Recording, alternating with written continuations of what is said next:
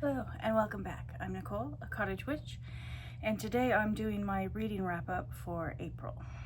So I sort of finished but didn't finish a lot of things this month. That's the story of April. I was gonna do the Magical Readathon from Book Roast because it's a lot of fun.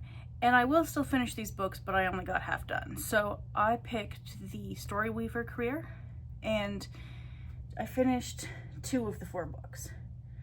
Where is it? Oh, here it is. Sorry, losing my mind already. So for the Art of Illusion, you had to pick a book you already planned for this month. That was easy. This is The Drowned Forest, which I also have a note that this was part of Candy's challenge, but I can't remember for what prompt because I didn't write that down. Brilliant. Anyway, this is the first book I've ever read from Bermuda, so it also works for the Read Around the World challenge. So I got to check that one off. That was fun. The main character is Genesis, a black girl who's, I think, 18 or 17, 18. It starts out with her being in court as a young offender for, I can't remember what. And then there are 3 or 4 other women who try to help her, but help her sometimes for their own reasons and with greater or lesser degrees of success. Mostly it's about Genesis and her. She's very underestimated by the people around her, and she grew up in the foster system in a group home, I think, for part of it, and so there are some challenges in her life. It also touches a lot on the colonial history of Bermuda, which I was not familiar with. So there was slavery there. I don't think there were indigenous people there originally, although there were some who were brought there. And then, so there are different people are reckoning still with that, the history of that, and how it positions certain people in society. So yeah, it's really good. The Drowned Forest refers to an old cedar forest that used to exist on the island that doesn't really anymore because a good part of it's underwater. Because I guess climate change is sort of peripherally discussed in here, but it's not. It's sort of the center, but it's not really the center of the book. I don't know if that makes any sense. Anyway, it's a good book. The next prompt was Inscription, first sentence challenge. Try 3, pick the best. So I read Salt Slow by Julia Armfield.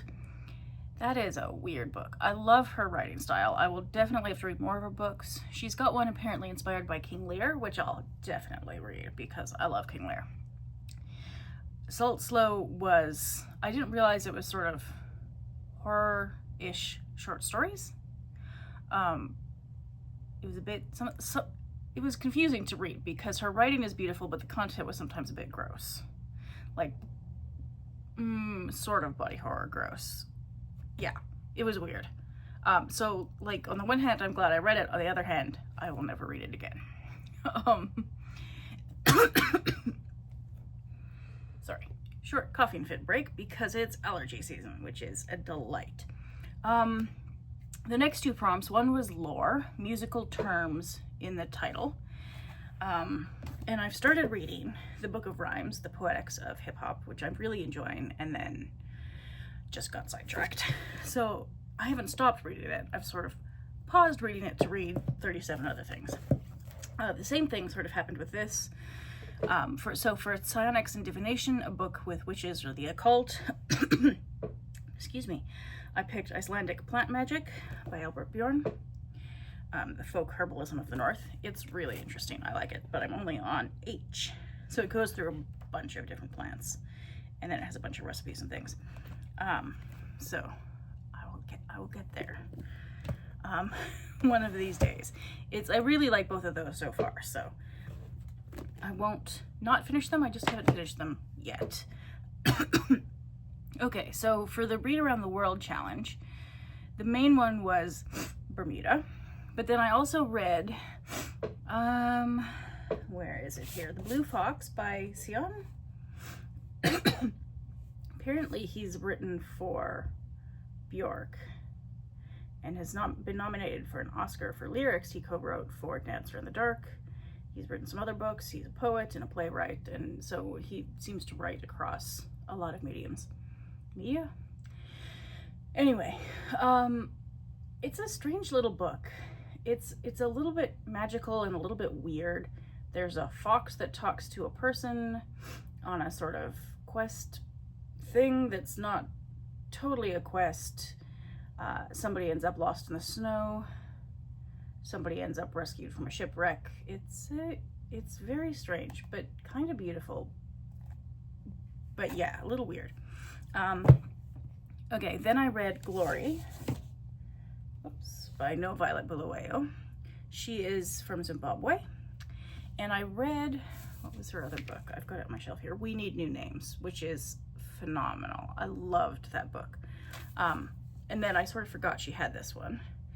And then I found it at a used bookstore and thought, oh, I should finally get to that. Finally, it's only been out for a couple of years, but she was one of those that I was gonna read it right when it came out, and then tangent. It is basically the story of Mugabe and his wife and the subsequent military coup. Mugabe was a dictator, but then there was a coup after him anyway. And sort of an election, and then sort of not quite freedom. So it's sort of the story of that novelized with animals. So if there was an Animal Farm version of the recent history of Zimbabwe, this would be it. It's very cool. Sometimes it's got funnier moments than I expected. Dictators will do stupid things. And, if you can't laugh at them, you're gonna scream. And when that dictator is like a horse or a donkey or something and doing stupid things, then it's just extra ridiculous. So it was very interesting. I enjoyed it a lot. I didn't love it as much as We Need New Names, but I'm really glad I read it. Sorry, I still feel like I've got maybe I inhaled pollen or something that my throat is still mildly annoyed about. Oh well. I listened to an audiobook called Someone Like Us by, Dinaw Mengestu from Ethiopia. I think he's got another book I want to read. It was good. I liked it. I didn't love it. It was, sort of deals with immigration from Ethiopia to New York. Excuse me, sorry. The uncertainty of some of those experiences, the different relationships people have with fellow immigrants, with their former communities in Ethiopia, how they navigate their relationships with each other. It was interesting. I liked it. That's all I have to say about it, really. The book Censor's Library by Bothayna Al-Essa, I loved. This was a book she's Kuwaiti. So it's a book in translation, and it was really good. It was weird sometimes, but in an Alice in Wonderland sort of way that I really liked. So there's a book censor. It's a little bit Fahrenheit 451, because there is a book censor who has to read through books to find out all the things that are wrong with them, and ends up being sort of sucked into these fictional worlds. And then characters like the White Rabbit appear in the world. And his daughter has some sort of, she doesn't read the books, but she has an imagination, as kids do, which is very dangerous and must be trained out of kids. And so there's the relationship between the father and the daughter, and then the consequences of having a kid where you can't train out their imagination. And then what happens when even the father develops an imagination. So it was really fun. I enjoyed that one. It's a little bit depressingly plausible in some ways, like some of the things that happened, but it was really good. I liked it. This was another one that was for one of the prompts in Candy's challenge that I will finish. I'm only what is that, a quarter of the way through? This is Beyond the Veil, Male-Female Dynamics in Modern Muslim Society by Fatima Mernissi. she's been on my list of authors to read for a minute. She's a feminist and a professor of sociology in Morocco. So yeah, she's been on my to read list for a while. So I will finish that. I will. Maybe in May, maybe not, who knows. I didn't finish, okay, so in the genre fiction section, that kind of doesn't fit elsewhere, I didn't finish Spinning Silver by Naomi Novik, which I started to read for the 3 Girls, 1 Book book club, which I think is coming up in a week or two.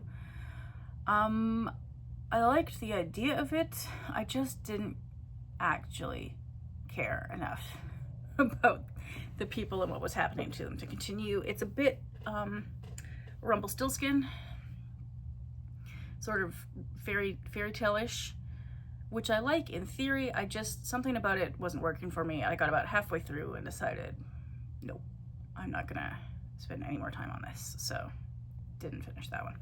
I did finish The 3-Body Problem by Cixin Liu, who's a Chinese author.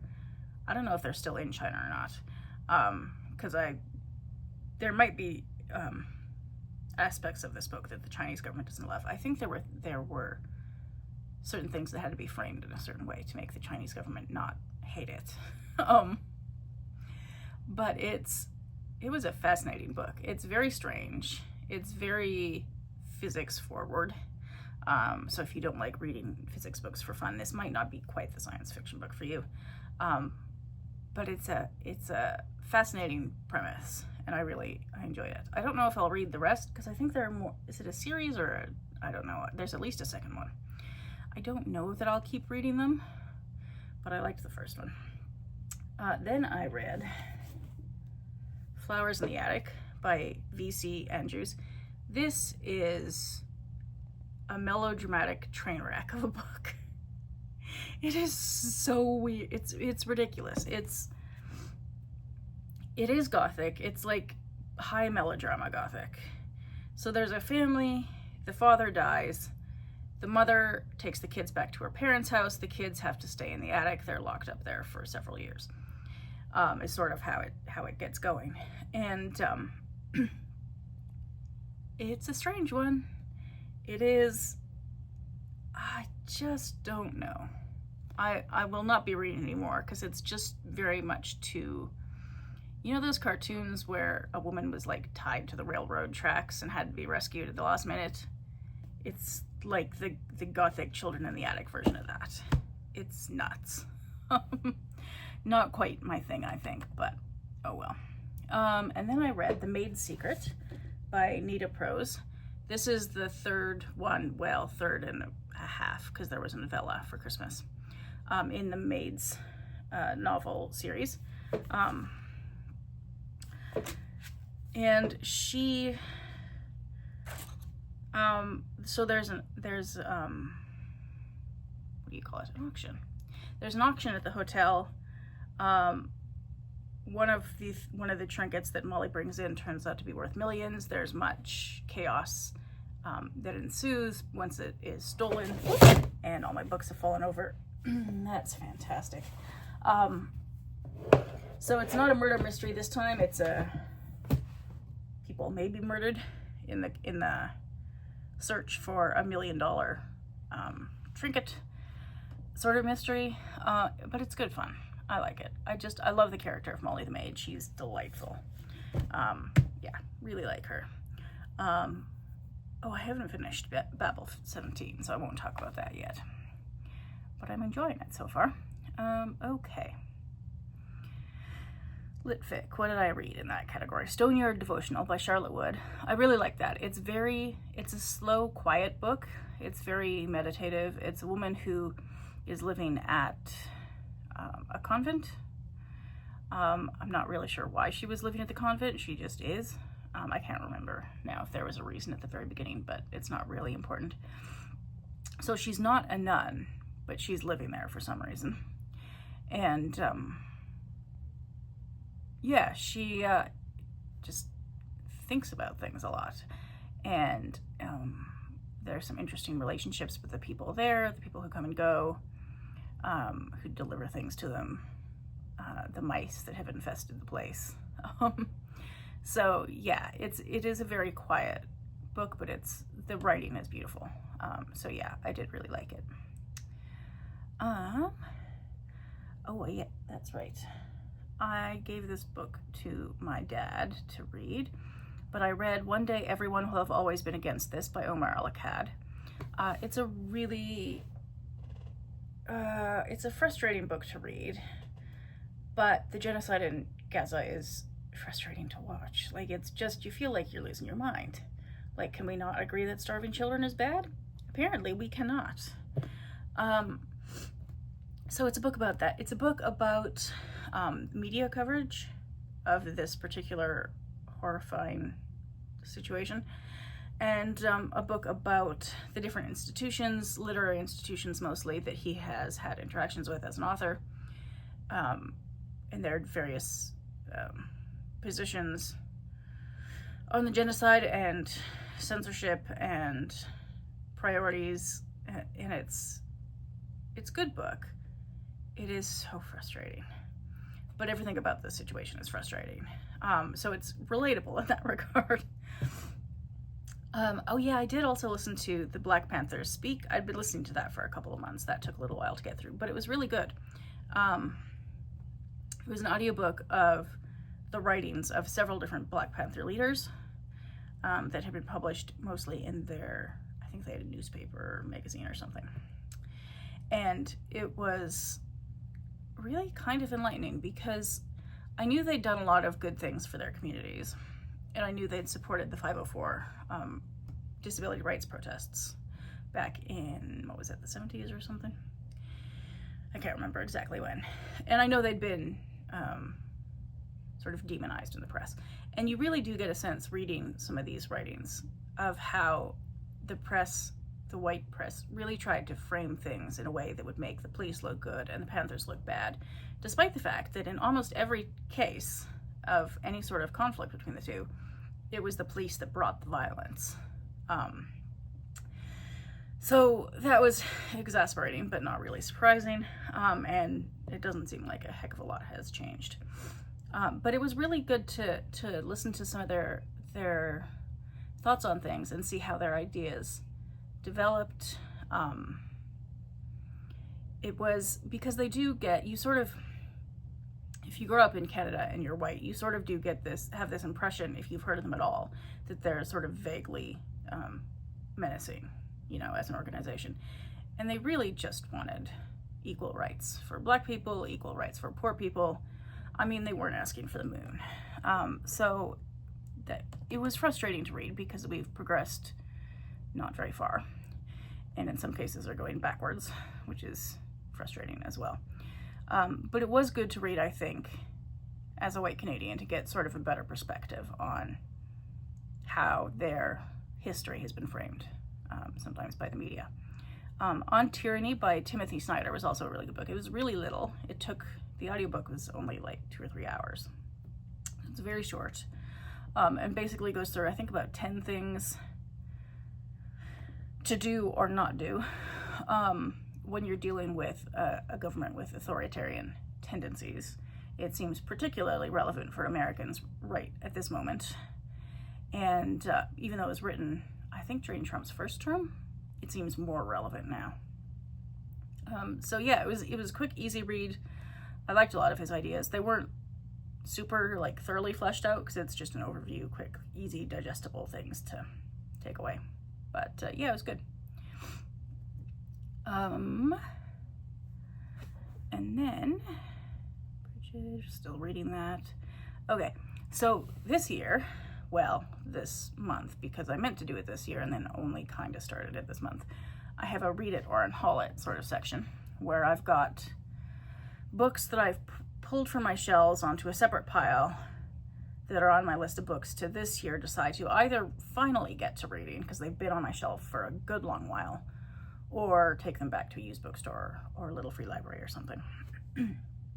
One of those books was The Enlightenment of the Green Gauge Tree, which I loved. It's set in Iran, but it's magical realism and folklore. like Iranian folklore is strongly incorporated, and it is so good. I was gonna say it was so much fun. It is and it isn't. I mean, there's a lot of death, there's a lot of violence. It's just after the 79 revolution, so it's not a peaceful time in Iran. Not that there's been a peaceful time since then. But girls especially, but even men are struggling because they have to fit into a very narrow way of being. Now this way of existing is narrower for women than for men, but it affects men as well. If they happen to disagree with the government or want to live their life on their own terms, they're not really allowed to. And so this family, the parents are trying to preserve some of their library, their freedom of thought, inside their own heads. But the government doesn't even want them to do that. And so, yeah, one of the kids is a ghost. One of the children of these parents. And so there is a lot of magical realism and a lot of the power of imagination, I guess, but also the constraints on imagination by tyrannical governments. It is really good. I love it. Then I read, finally, and my books fell over again, Nupaming, The Cure for White Ladies by Leanne Berasumasake Simpson.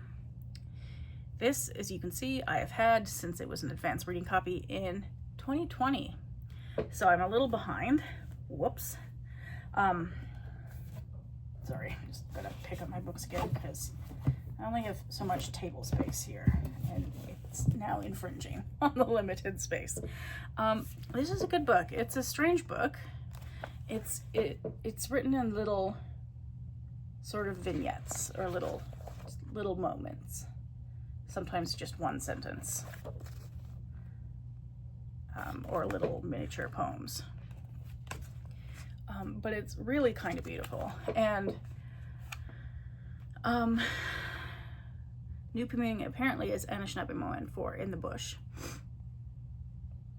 And is a response to the English Canadian settlers' memoir, Roughing It in the Bush. So that was, whereas that was more a colonial member, this is a couldn't say that word, genre fluid novel.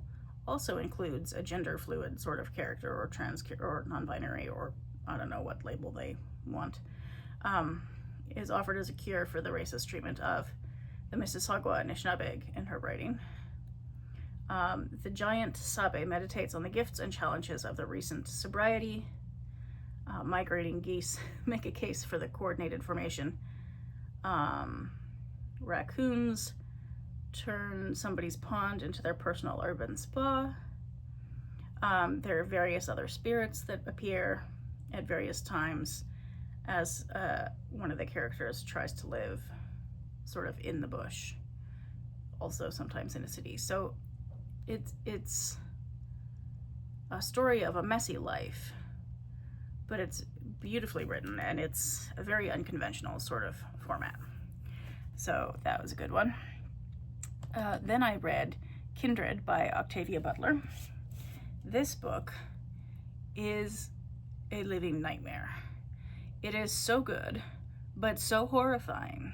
It's like if you've ever read a slave narrative, and I've read a few, it's like that, but the fictionalized version of that, but it's visceral, and it's honestly, I don't know how people justified slavery, because it's got to be one of the worst things that somebody can do to another human being. And in this book, there's a woman and her husband who end up going back in time to Maryland of 1819. And she is a black woman from California. So her just existence in 1819 Maryland is in danger. Like her life is in danger. She is not safe there at any point in the story. Even when she behaves in all the sort of quote-unquote correct ways, she's still not safe. and the violence that she sees and experiences is absolutely horrific. But it's a fascinating premise of her going back and forth to her ancestors on this plantation. And it's a beautifully written book. It's just also a heck of a punch to the gut, is what that is. Oh, I didn't finish. Another book I DNF'd is a man called Ove by Frederick Bachman.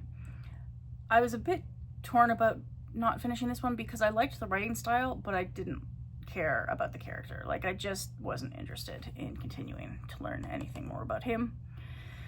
So I think I got about a third of the way in and just gave up. Oh well. Then I read We Measure the Earth with Our Bodies by Tsering Yangsom Lama. She is, I don't know if she was born in Nepal, Tibet or Nepal. I think she might have been born in Nepal and lives in Canada now. At any rate, this story is about the Chinese invasion of Tibet in the 50s, and two young girls and their parents who flee Tibet on foot, arrive in Nepal and live in a camp in Nepal. And one of them ends up in, I think, Canada, studying Tibetan history and literature. And their lives just vastly diverge, and even within the Nepalese camp, it's an interesting story of people trying to hang on to, you know, vestiges of home, their ideas of home. And a lot of, now I don't know anything about, well, I don't know nothing about Tibetan Buddhism, but I know about this much.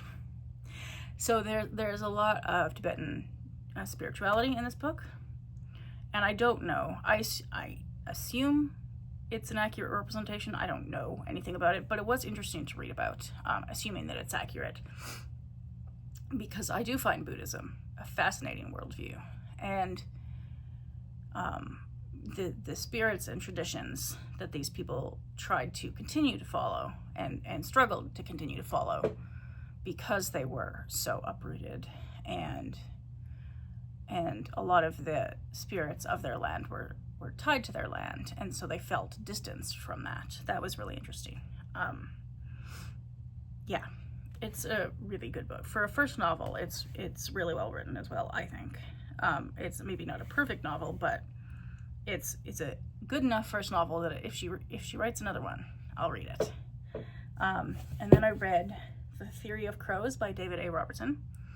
He is Swampy Cree out of, I think, Winnipeg. And this book is about a girl, Holly, and her dad and their relationship. Which, I mean, she's a high schooler, so it's a bit strained, as happens. And he has pretty severe anxiety at some points, and so sort of fails to show up for some moments in her life when she really wanted him to be there. And so their relationship is strained from the get-go. But they do go on this sort of journey together, trying to figure out their lives. He trying to figure out how to manage his anxiety, and both of them trying to figure out how they fit into their family's Cree heritage, you know, and how they can still connect with that. Yeah, it's kind of a beautiful journey that they go on. It's very real. Like, the dialogue between the two seemed very plausible. She's definitely a teenager. But it was a good one. And then the last book I finished was Sakina Tupa. My French pronunciation is ridiculous. Sakina Tupa. That Which Doesn't Kill Me. By David Lagerkrantz. This is the fourth book in the Millennium Trilogy, The Girl with the Dragon Tattoo. And I've been listening to the audiobook. So now I'm on to the fifth audiobook, which I haven't read in about a week because I am delinquent, but I will get back to that. Oh, I have to finish Moon of the Crusted Snow too. Oh, goodness. I keep getting going on side quests. That's what I'm doing. But I will finish some of these books eventually. So anyway, that was my reading journey for April. Thank you for watching, and I'll see you next time.